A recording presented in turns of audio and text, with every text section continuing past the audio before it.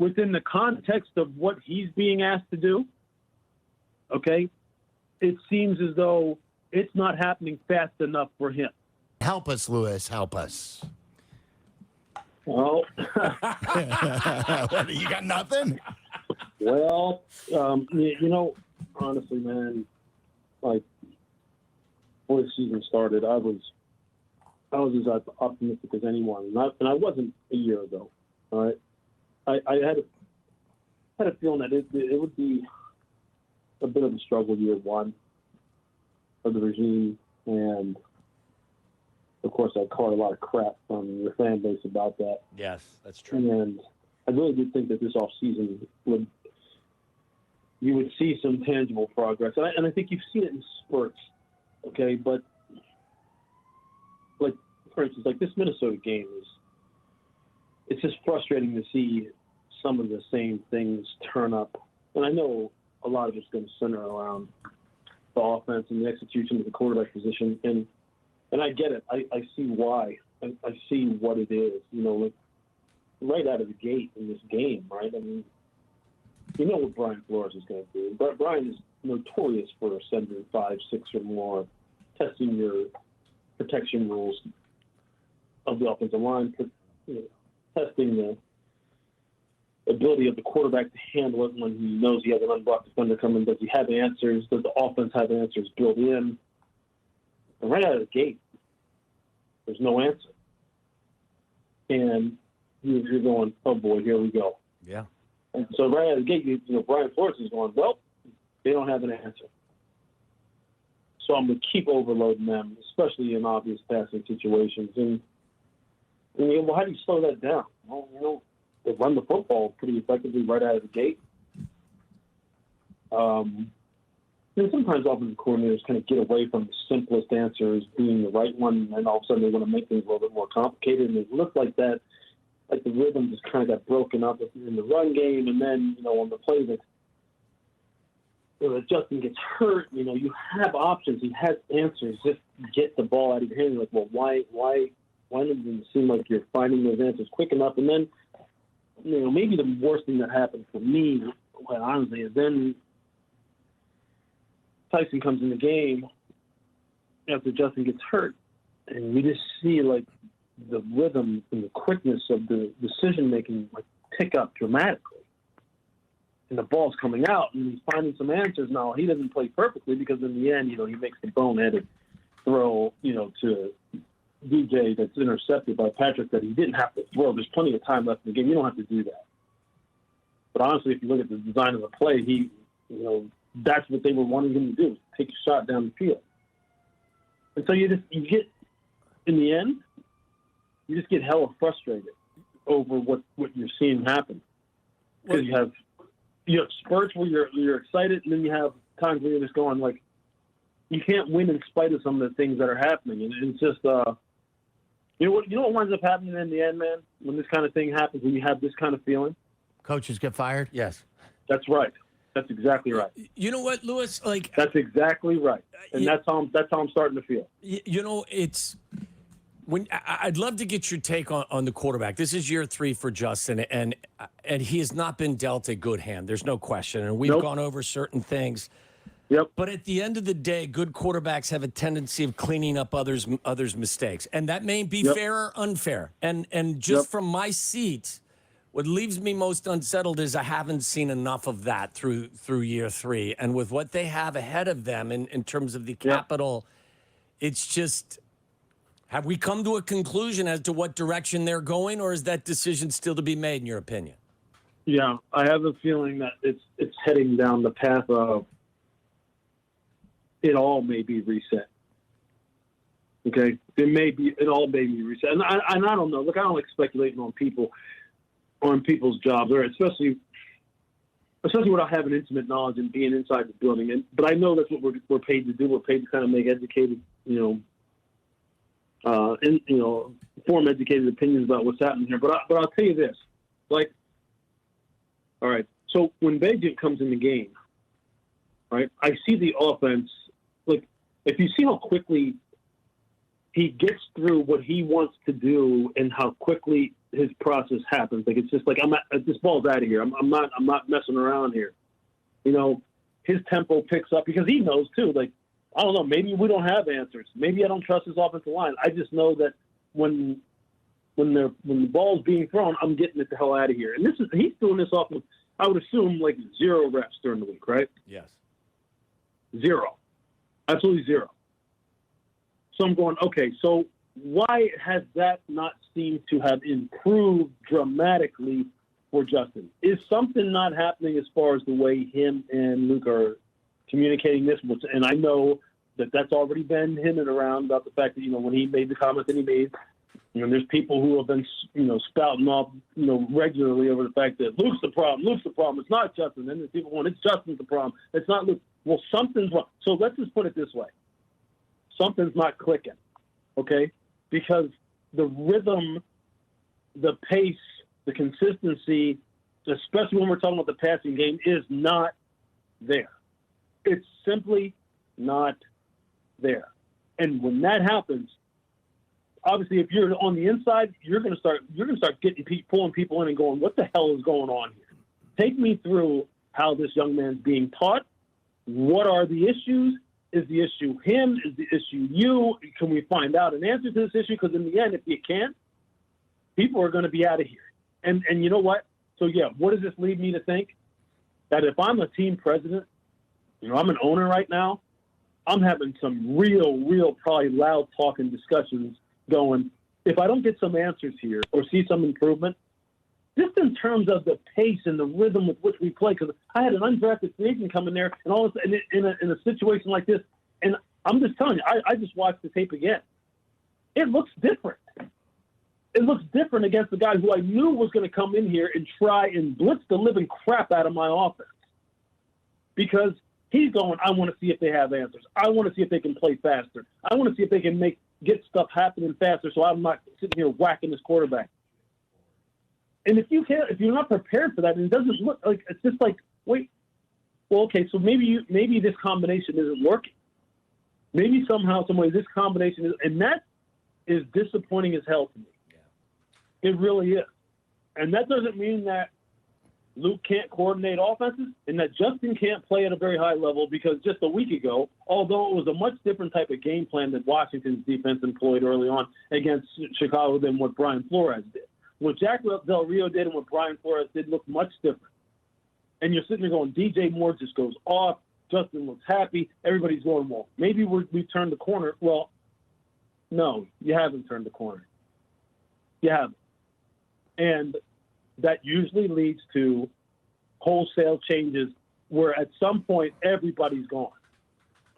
Now, maybe they keep Ryan, and he continues to work on building out this roster, and he picks a different head coach. Maybe he didn't want, you know, Matt Eberflus in the first. I don't know, but I know this: you can't have that kind of inconsistency. We all know this in the NFL, and continue to stay employed. You just can't. Somebody's going to go. Something's going to change, because it just seems that year 2 into this regime with this quarterback, it can't just look so damn lethargic all the time. It can't look. It just can't. And Lewis, and when I'm watching it, like I'm because I'm rooting for. I always root for the success of people, not to sit there and hide in the weeds, like most of the clowns in our, you know, in society sit and wait for people to fail. I'm like going, come on, let's go, let's get this thing moving along, and it's just not happening, and that is very frustrating to watch and then have to talk about, because now we're talking about people, you know. Who knows? Maybe Justin Fields is moving on. Maybe not. Maybe he's on to his 3rd set of coaches. Maybe not. I don't know. And that, but I know this: there's no way it can stay the same. There's no way right now that the powers that be in Chicago are sitting there going, well, let's just run it back exactly the same way one more time next year. There's no freaking way. No freaking way. There's just no way. Yeah, I'm with you. So just like a lot of people accuse, hey, well, you're not a Justin guy, because then there are people who are Justin guys, and then, or there are people who are not Justin guys, and then they're rooting against him, like you're saying. Waddle and I are Bears fans, and we want the best for the Bears. So what I think you're saying is, if you're a scout and you were just at a combine, or you're scouting these games, or you're a general manager right now and you're scouting Justin, are you telling me you obviously see a problem with Justin processing the defense, whether it's pre-snap or during the play? Well, let me put it this way. Within the context of what he's being asked to do, okay, it seems as though it's not happening fast enough for him. Okay, he's not able to get through what they want him to do. Something's not connecting, because this seems to happen too slow. And it can't always, look, the NFL can't always be, well, one read and just take off and run it, man. We'll just keep it that. No, it can't always be that. It can't always be that. So, and then when that happens, just so I'm perfectly clear, that doesn't mean that someone is a slow processor and he's dumb and that's not what I'm saying. Because, all teachers aren't created equal. And this also doesn't mean that Luke Getsy is a bad offensive coordinator or a bad teacher. But this is a bad mix, it's starting to look like. It just is. Because I will say this, you cannot tell me that when Tyson Bagent, or I don't know how you pronounce it. Bagent. Okay, that's what I thought. When he comes in the game, you can't tell me that it's not happening quicker for him. Lewis, I'll give you the example that he threw a seam routes to DJ Moore, and it was a great catch by DJ because DJ took the hit. But that throw is made every Sunday in the National Football League, and I have to tell you, through 6 weeks, I think that's the first time we've seen it even attempted. They threw a seam route to Cole Kmet against Denver, and Denver had completely blown the coverage in red zone. But that's a throw that is made by every quarterback in the National Football League, and that's the first time we've seen it all year. Look at the first throw that he makes that when he comes in the game. He's under pressure, ball out fast, boom, and it's out of it. It's just gone. So what? I don't know what the answer or the cause is, okay? Because it's hard to make – look, Tommy, we know when we're sitting in meeting rooms, we know that every form of communication and every process that is employed is not a one-size-fits-all type of situation. You have to tailor things to individual players sometimes, and not just assume that everybody in the room hears the message the same way, is going to take it to the field the same way. We know how that goes. But it just seems like he is executing things differently than when Justin's out there. And in that same game, when we're talking about the same game, right? So we get to see a perfect comparison. One guy takes all the reps leading up to that game, and another guy probably took zero. Absolutely zero. And it just looked different. Mm-hmm. And I hate, that's a problem for me. So if I'm Kevin Warren or I'm Bears manager, whoever it is, I want answers. And as a defensive player, when I'm watching that tape right there, I'm going, okay, one guy looks like he's going to give us a chance to get there, executing this offense, and the other guy, we're going, I don't know. He's going to look like he's like sitting there going, look, you ain't hitting me. I'm not sitting here holding on to this ball. I'm getting this ball out of here.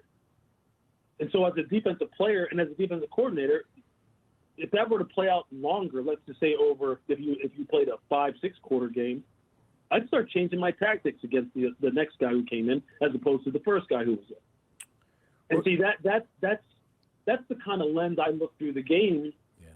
I look at the game with, and I'm hoping that's the kind of lens that the people who are making decisions are looking at the game, because that's telling me something. Something's not working. Something needs to change there, and it's just it's unfortunate, especially coming off of, again, when you watch that Washington game and you watch how Jack decided to play the game. Brian was like, no, screw that. I'm going to make everything happen so much faster. I'm going to make this offensive line. Now, is the offensive line the best in the NFL? No. Was there some issues there where you sitting there going, hold on now, why is Darrington Evans blocking Danielle Hunter? Yeah. and Darnell Wright fanning out here to a linebacker. I'm like, what the hell is that? Right. We asked Eberflus that yesterday. We do the coaches show. He said they don't teach it that way, but still, like penalties, Lewis, in an undisciplined team, why does this continue to happen? Right. So I'm going, okay, so is that Darnell's bust? Is that the running back's bust? You know, running backs who haven't played a whole bunch, maybe haven't taken a whole bunch of reps, had some mental error. I mean, so what's happening there? Because those two guys, they looked like they were on the same page. It didn't look like two guys were blocking one. It was like one guy was like, hey, I'm going out here in the back. So, look. They were defiantly missing their assignments. Yes, with authority. Yes. Right, exactly. So I'm going, wait a second. So you're doing that very confidently. So is that how you – again, I'm asking questions now. Those are the kind of questions that if I'm a general manager, president, team owner, these are the kind of things I'm asking. Because that doesn't make sense. That doesn't make sense. So, yeah, it's look, man, I don't have, and I know sometimes people feel as though, you know, I do my very best, man, like I said, to root for everyone.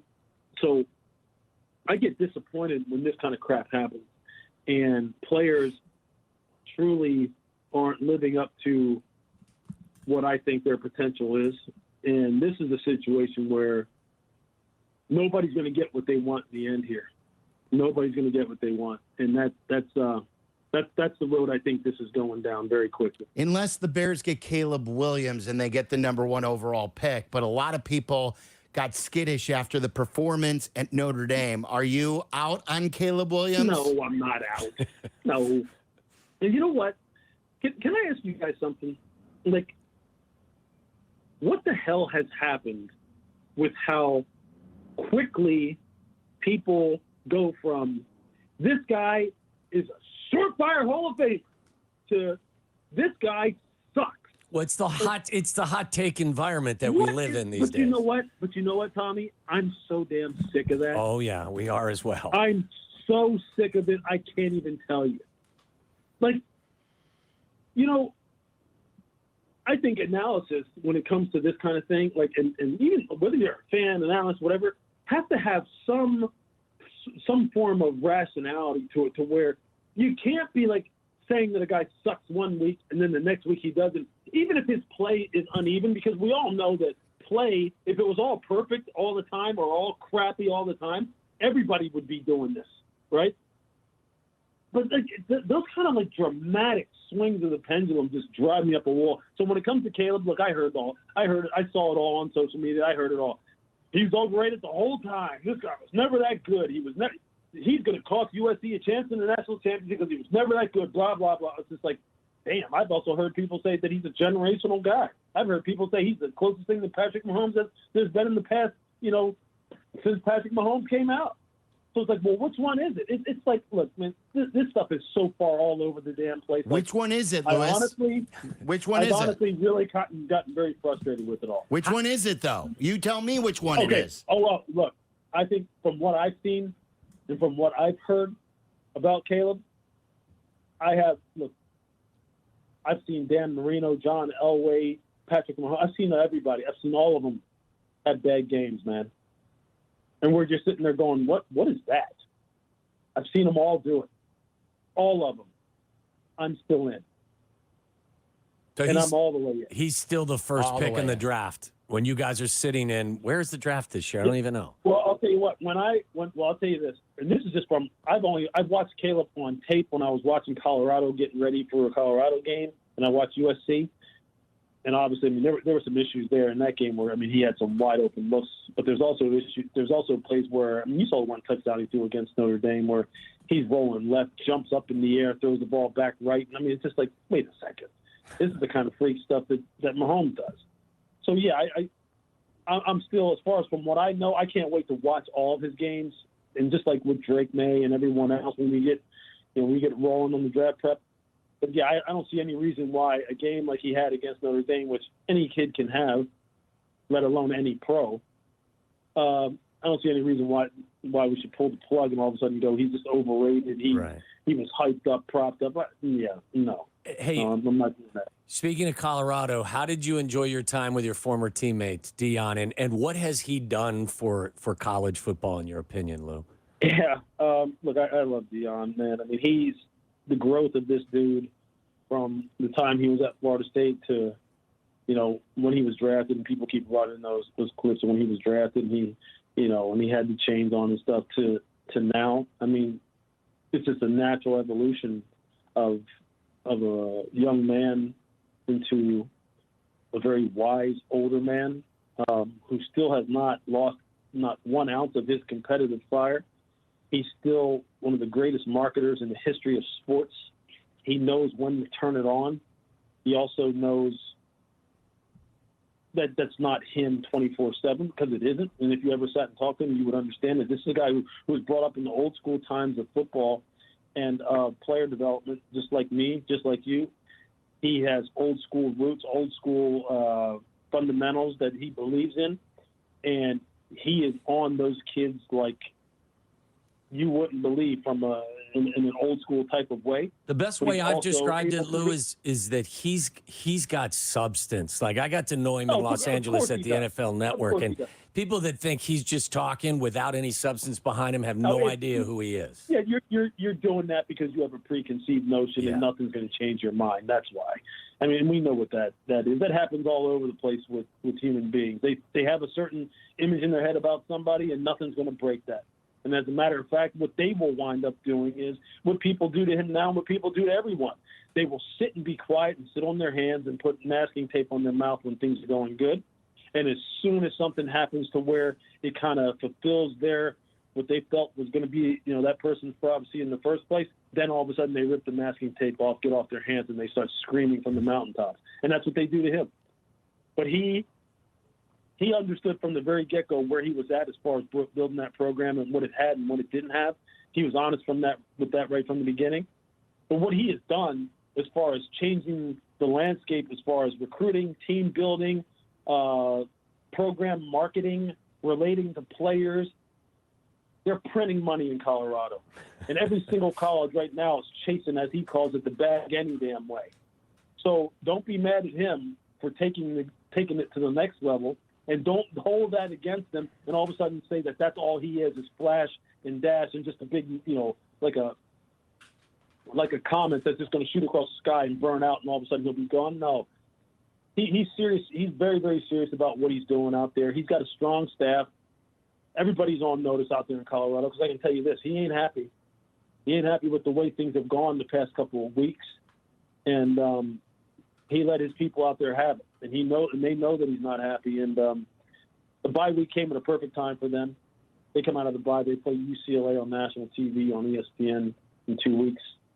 So I'm pulling for him, man. Yeah. I really am. He's so fun to talk to, because he can go from the player to the coach to the father to prime time in the blink of an eye. And, like, you just sit there, and next thing you know, 2 hours is gone. We sat there and talked with him for almost 2 hours, man. And it was one of the coolest things. I felt like I was back in Sewanee, Georgia, at the Falcon Inn in training camp again. And it was that fun. I love when you share those pictures. Really quick, as we let you go, speaking of coaches, and we are preparing for a possible change here. I have my eye on Ben Johnson. Is that the guy that we should have our eye on? Well, I mean, he's a good guy to have an eye on, considering the kind of relationship that he and Mark Brunell have formed with Jared Goff.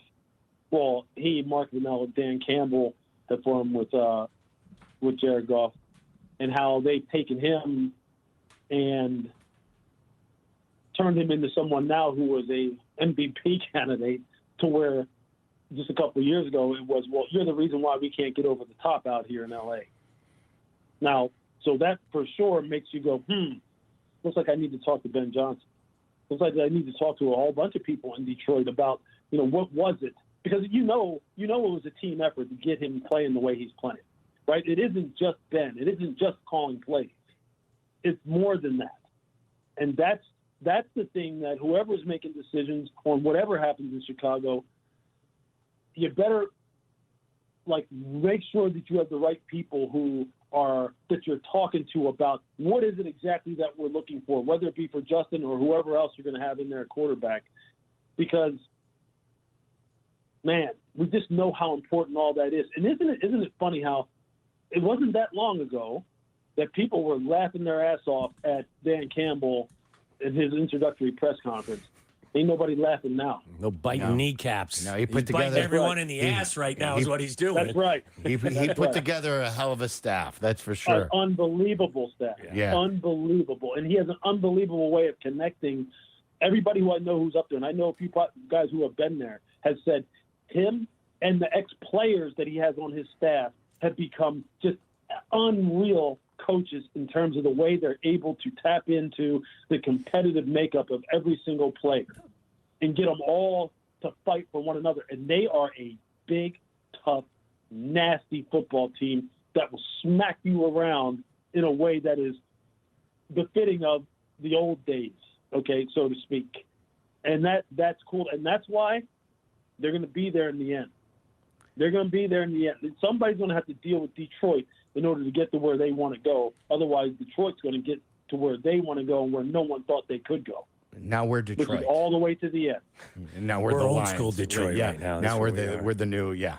All right, Lewis, great stuff. We really appreciate you. Thanks for your time. Thanks, Lou. Always enjoy the conversations.